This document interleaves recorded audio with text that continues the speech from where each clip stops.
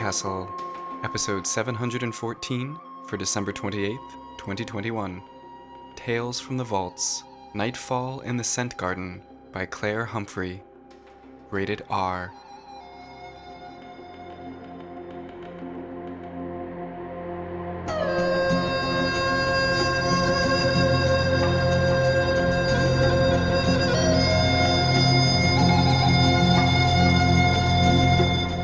Hello everyone, and welcome to PodCastle.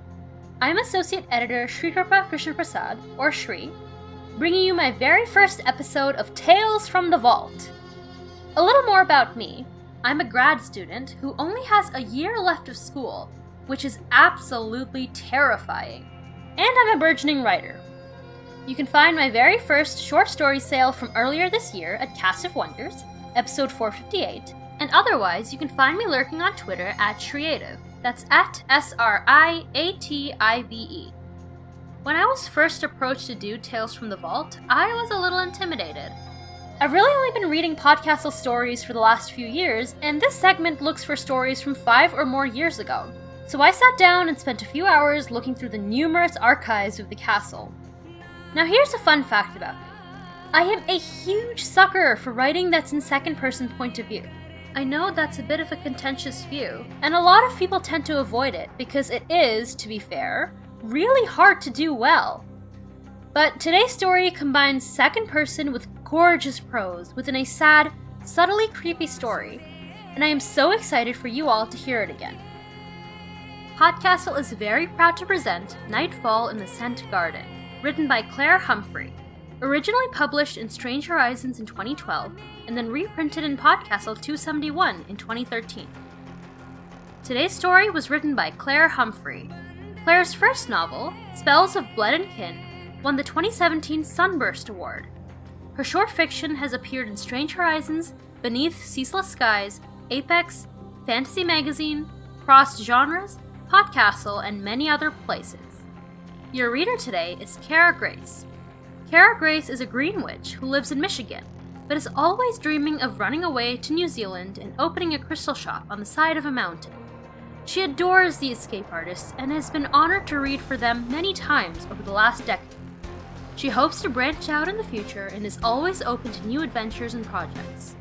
You are most likely to find her deep in the woods, admiring and making friends with bugs and other wildlife, or underwater, watching the sunlight filter through the surface. She is an avid gardener and is enamored with herbs and datura, moonflowers, in particular. She also enjoys moon rituals, creating herbal medicine, and hula hooping. She looks forward to a future where she can make a living using her voice to bring the written word to life, or alternately, perfect a spell to turn herself into a fox and sneak away into the woods forever. Now, sit outside in the fading autumn weather, reminisce about old loves and heartbreaks, and enjoy the story.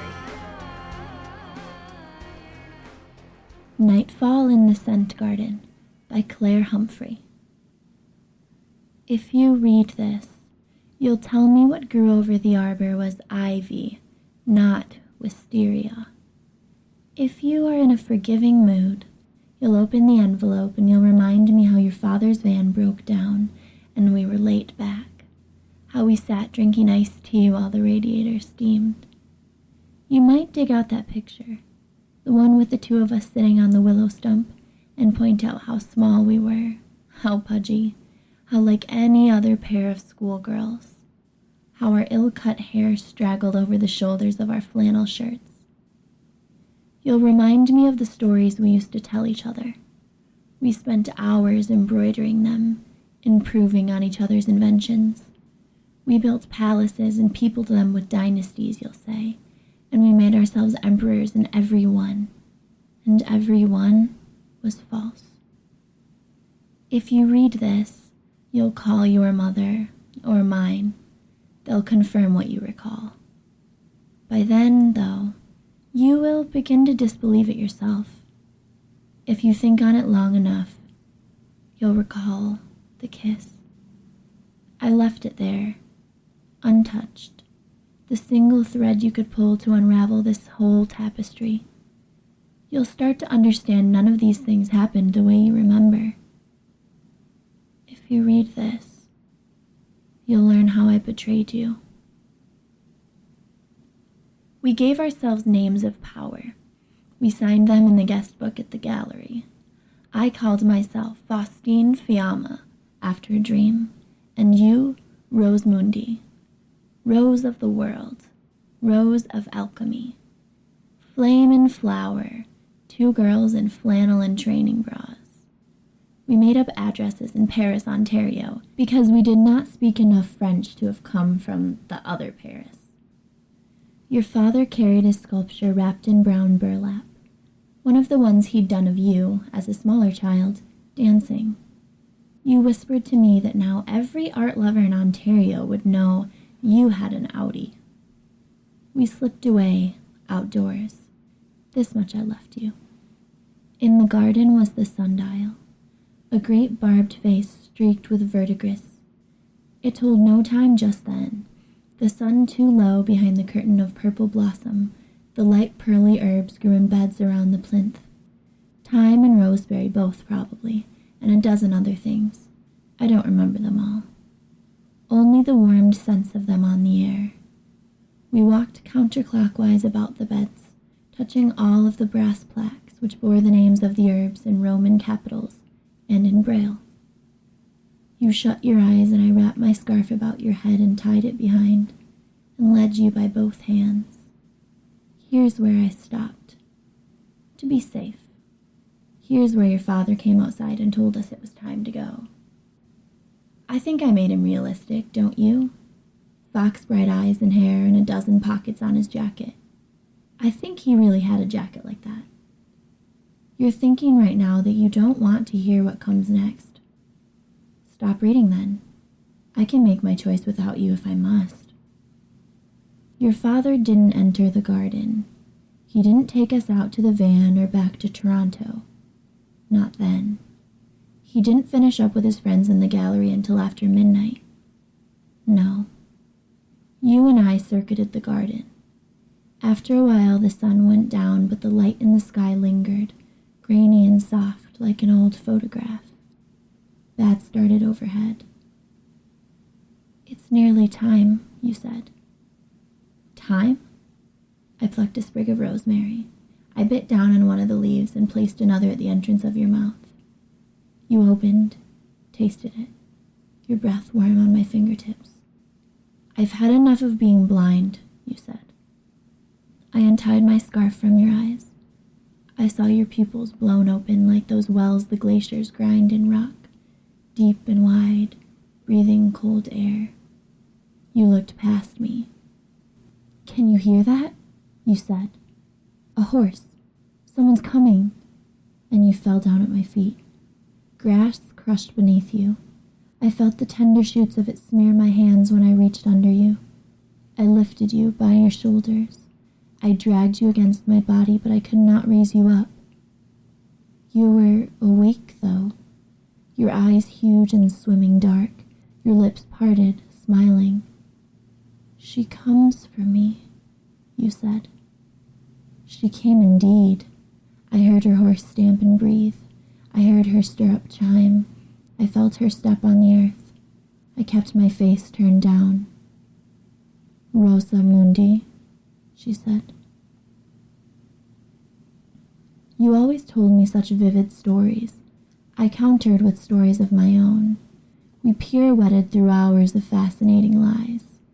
If we'd been a bit younger or a bit more innocent, it would have been a game of let's pretend. Instead, it was let's become. We spun ourselves costumes to wear into the world. Our stories were about ourselves, the people we might be someday, the people we might love. Play was turning into practice.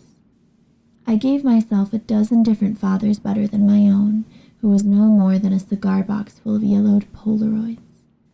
You gave yourself a wise woman to replace your mother, who was often drunk in those days. You related how she taught you to weave a chain of clover for luck in your dance recital, to burn an owl feather to keep away nightmares. It was too bad she was fiction. Or, so I thought, until she came for you. Queen of air, you said, which was the phrase you had said before amidst your tales, your voice strained, winter husky. She laughed and answered to it. "Oh, Rosa," she said, "my Rosa, you are mine, are you not?" "Yes," you whispered. I pinched your arm where it was palest and softest, but you twitched away. "Yes," you said again, nearly soundless. "Not your father's muse, not your mother's helper." "No." Your mouth shaped, your lips began to darken. "Not the one to warm your brother's milk." "No." "Not the one to pour your stepfather's wine." "No." You arched your back. Your arm fell free of my embrace. "Not your teacher's pet. Not the one to... What is it that you are to this one, Rosamundi?" You tried to answer. Froth burst on your lower lip. "She's my friend," I said to the ground. Her laughter withered the grass around her feet. I saw it shrivel, spreading out from the toe of her slim brown boot. I still had not looked at her face. "What are the rights of a friend, Rosamundi?" You were past answering by then. I could feel you shivering in long, racking waves. All the stories you told me were true, wonders and horrors. I knew the shape stories took. I was a studious child. "She's my love," I said. By claiming it, did I make it true? The Queen of Air heard me and stood still. No noise of boot on grass, no ring of horse gear. Only a moth in the thyme, a bat in the dusk, a gnat caught in the long strands of my hair. "Faustine," she said. I still wonder what would have happened if we had named ourselves different names that day. "Faustine, maker of bargains, bargain with me. Of what worth is your love?" My first kiss, Dane Ellison, behind the portable during the 6th grade Halloween dance. My second, Dane again, under the willow by the creek behind his subdivision. My third kiss. You know my third. I left it in your memory just as it was. I know you have not forgotten, although you will never speak of it. Those earlier kisses were to this one as ice cubes in a glass of tap water are to an iceberg, looming above and beneath the sea. The Queen of Air, for I still have no other name for her, bargained with me. Even before she finished speaking, I felt the breath shock back into your body, the rigidity leave your spine. You turned against me, coughing and heaving. I found later a spot of blood upon the leg of my jeans. Maybe we all get such offers, once or twice or thrice in our little lives. Maybe someone takes every one of us up on a mountain, shows us the breadth of the world, and tells us it could be ours. Maybe, in our wisdom, most of us turn it down. I took it. The breadth of the world was held in the span of my hands, spitting blood onto my pants. I took the bargain. I took the choice from you. The kiss. My grass-stained hands cradling your face, nodding in the wealth of your hair. You tasted of blood and rosemary. Your lips shut for a moment against mine, but your breath still came hard. You pulled away to pant through your mouth. I watched your pupils narrow down and the sinews in your wrist draw tight as your hand closed. It closed on nothing. The queen had turned away. The fur at the edge of her mantle brushed my elbow. I still have the scar, a pale frost burn. You gulped air, wiped your mouth on your sleeve. You shook your head dizzily. When I saw your eyes meet mine again, proper blue now, tear wet, I touched your hair and smoothed it down and freed a broken stem from the strands. You slapped my hand away. "What will I do now?" you said, your voice still scraped raw. "Where else can I go?" By the time your father had done selling his sculpture, the one of you as a little girl dancing, I had cleaned up everything. You, your mind, your face, my hands. All except for the splot of blood on my jeans, which no one noticed. Some of the richness went. The royal purple wisteria dulled down to plain greenery. The sunset smeared and pale. Some of it stayed. The taste of herbs and the brightness of your hair. I left you the kiss, but you never let me repeat it. You met Jason Krantz not long after that, and you dated him most of the way through high school. I never saw you with another girl. Jason Krantz used to corner you in the stairwell and rope your hair around his fist and pull your head close to his, seizing the tip of your ear in his teeth. He used to make you sit on his lap in the coffee shop, and he'd pinch your thigh if you moved too much.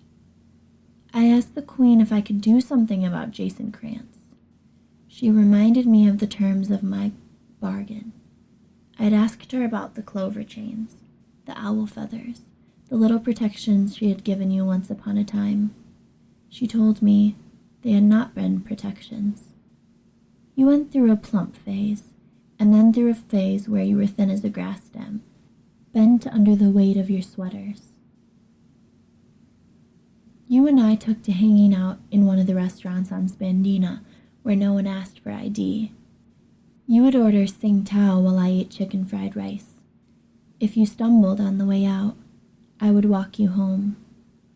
All of this happened just as you recall, and I am to blame. I said you were my love. I made you stay. I get to know every morning that I'm waking into the same world in which you live. I get to see you every few months when you're back in the province. Sometimes I even get a stiff little hug and my hand touches the paintbrush edge of your hair before you pull away. Not lately. Not since those things I said after your wedding. I wrote to apologize. You didn't write back. I get to hear from my own mother that you and your husband are in town over the holidays. I get to imagine you in your old house, sitting on the window seat. For a few days, you and I get to share the same weather. I get to leave messages at your mother's house and wait for your call, which does not come. For this, I'm promised to 100 years beneath the hill. The winter before our graduation, you held the hand of your stepfather as he lingered in a morphine dream. You told me you'd forgiven him, and I watched your fingers go tight and bloodless on his. When he was gone, you stopped wearing the gold cross he'd given you for your first communion. You said you'd go to prom with me. I bought a suit in the boys' department at Eaton's. A week before the night, you said you were going to get back together with Jason Krantz instead, and wasn't it great that you'd found a real date? I went home silently and canceled the order for your corsage. You dropped out of art and passed history and aced chem. On the edges of your notes, you wrote your first name and a blank line for your last, with hearts and question marks about it. Never Rosamundi, nor any other such name.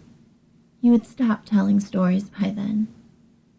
Sometimes I'd catch that wide, dark look in your eyes, in the cafeteria while you picked the chocolate chips out of your muffin, outside the locker room while you waited for Jason Krantz to pack up his football gear, or in the annex as we walked past the dance studio where you were no longer enrolled.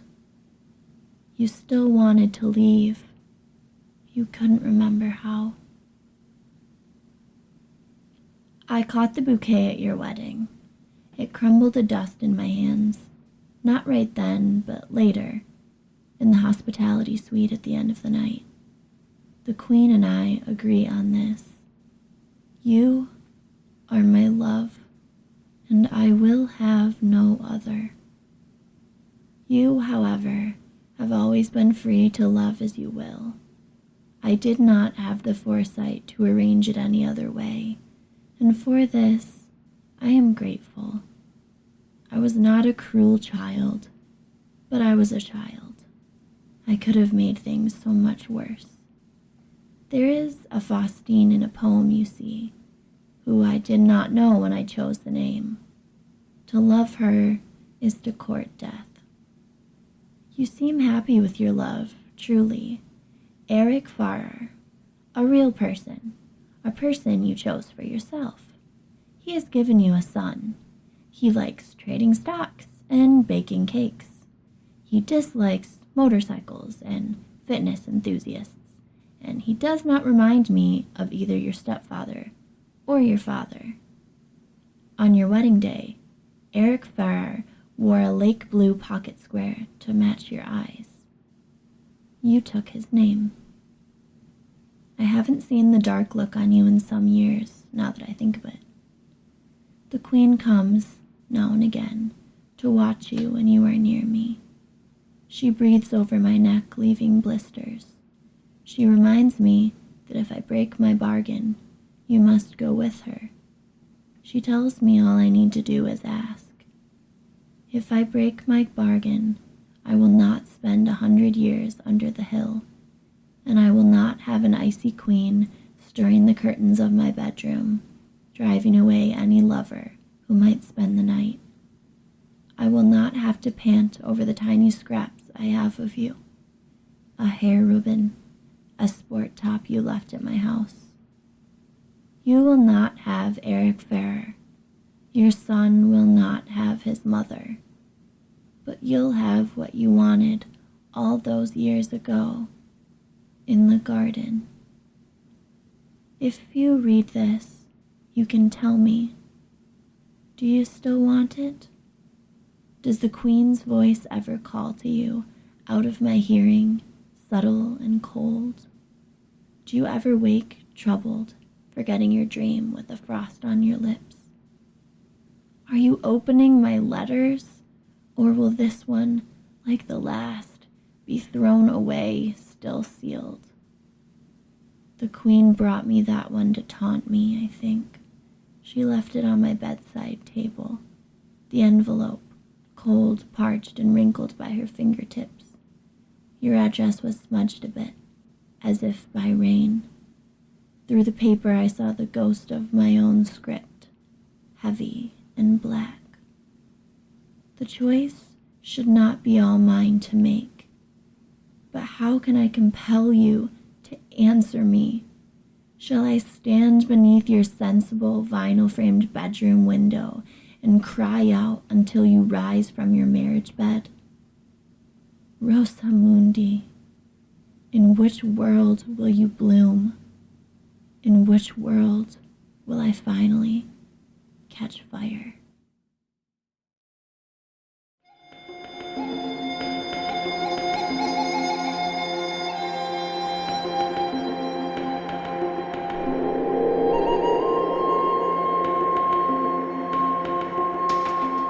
And welcome back. There are just so many things I appreciate about the story. Like I said, the second person just works so well here, and the prose is so lyrical and beautiful and full of feeling. It's definitely the kind of writing I aspire to be able to create one day. I think my favorite part is that ending line. It contains so much melancholy and vivid imagery, and acts as the perfect thesis to the story. And given the desperation that the story is meant to convey, I think the fact that there is no answer as to whether Rosa replies to Faustine is very fitting, and perhaps even something Faustine deserves. Something I really appreciate is that I don't think we as readers are really meant to empathize fully with the narrator. Yes, Faustine is heartbroken and aching for Rosa to answer her pleas, and she wants to do right by her for once, after she took away Rosa's choice to leave with the Queen. And for some of us, that's relatable. We've all had those moments where we've thought, what if? What if I had tried harder? What if I had reached out? What if I could make it right? But looking at Faustine over the years overall, her obsession is honestly kind of creepy, in ways that might resonate really strongly and unpleasantly with many of us from past romantic relationships, or even just relationships where we were passing acquaintances with someone. This story simultaneously creates a somewhat sympathetic protagonist, while clearly showing us that she's not someone to be admired, and that's a pretty amazing feat. I hope you all appreciate it as much as I do.